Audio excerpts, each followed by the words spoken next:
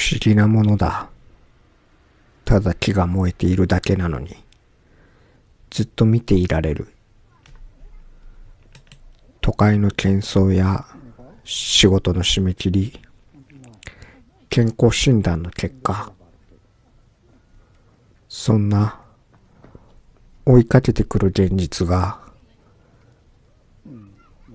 炎と一緒に燃え上がっていくのだ。この静かな時間が現代を生きる俺の源泉だ。